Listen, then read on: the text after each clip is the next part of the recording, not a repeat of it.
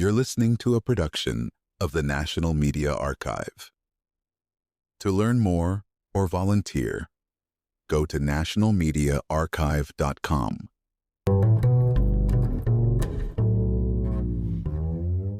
Imagine this. Every February, Americans gather around TVs, wings, and nachos in hand for the most watched event in the country, the Super Bowl. The NFL is not just a league, it's a cultural juggernaut. Now, picture me just, an average fan announcing I'm starting a rival football league. Sounds absurd, right? You'd probably laugh, just like when Kanye West announced his presidential run. But what if instead, the heads of NBC Sports and the WWF were behind it? Now, suddenly, there's intrigue. This is exactly what happened with the XFL. It was an audacious bid to challenge the NFL supremacy. But what does it take to compete with a brand so entrenched in American life? Can TV and entertainment titans really disrupt football's status quo? Let's dig into the unlikely partnership of Dick Ebersol, NBC Sports executive, and Vince McMahon, mastermind of the World Wrestling Federation. Ebersol brought broadcast expertise, McMahon a flair for spectacle. Together, they launched the XFL in 2001, aiming to fill the NFL's off-season void with a new brand of football entertainment. Now you might ask, why these two? Here's where synergy comes in, a technical term for combining strengths to produce something greater. In theory, the XFL was set to leverage NBC's reach and WWF's showmanship. But would this joint venture create a league that could thrive? Or was it a classic case of too many cooks in the kitchen? What truly set the XFL apart were its on-field innovations.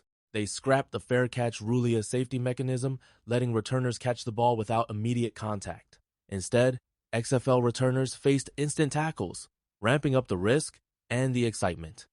Another twist, the opening scramble replaced the coin toss, with players sprinting for possession. It was high octane, but also high risk. If you're wondering, isn't this just more dangerous? You're not alone. The XFL gambled on spectacle over safety, betting fans craved intensity. But here's the question, does more excitement always equal better entertainment, or does it come at too high a cost? Let me tell you a story. Imagine tuning in and seeing players with nicknames like He Hate Me on their jerseys instead of last names. The XFL turned football into a theater of personalities.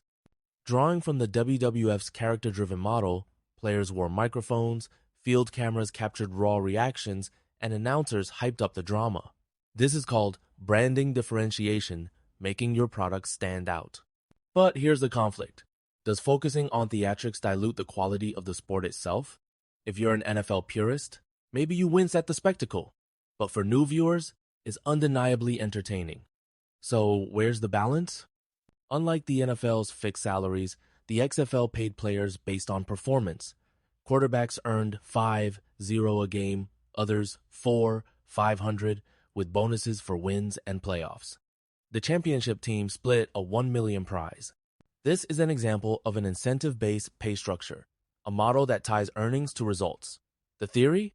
Motivation improves performance. But what happens when you combine this with rush team assembly and limited prep time?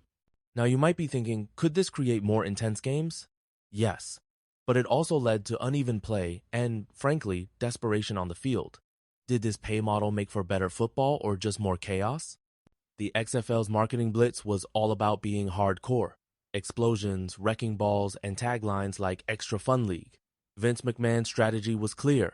Paint the NFL as the no-fun league and position the XFL as its wild alternative.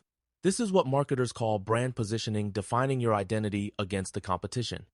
But here's the setup. While sizzle sells, does it guarantee substance? The XFL's commercials pulled viewers in, but once fans tuned in, did the product match the hype, or did the focus on flash overshadow the fundamentals of good football? February 2001, the first XFL game pulls in a stunning 54 million viewers. To compare, the Super Bowl days earlier drew 84 million.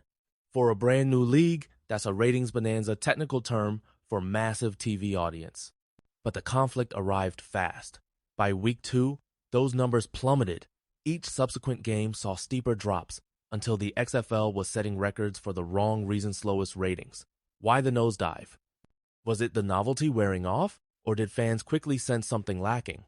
The league closed its sole season with the $1 million championship, but the writing was on the wall. Flash can grab attention, but can it hold it? So, why did the XFL fail? Let's break it down. First, audience mismatch, a classic marketing pitfall. The league tried appealing to both NFL and WWF fans, but ended up targeting only the slim overlap. Bob Costas summed it up. Not WWF enough for wrestling fans, not good enough football for sports fans. This is the target market problem. If you aim at everyone, you hit no one. Now, imagine being a diehard football fan and tuning in, only to be greeted by The Rock and Vince McMahon in full wrestling mode. Entertaining? Maybe. Alienating? Definitely, for many. The XFL's identity crisis cost it credibility with core football audiences. Let's talk substance. The XFL's second fatal flaw was poor on-field quality. Most players were NFL rejects or college standouts who hadn't made the cut. That's what we call a talent gap when skill levels don't meet professional standards. Worse, the league was assembled in a rush, leaving little time for practice or team cohesion, a recipe for sloppy play. Even the signature innovations, like the scramble, caused injuries, further degrading the product. Now, you might ask, can entertainment compensate for bad football? For a week or two, maybe. But when the novelty faded, the lack of quality drove fans away. Remember, in sports, substance always matters. Despite its short life, the XFL left a surprising legacy. Technologies like overhead cameras and player microphones now standard in the NFL originated here.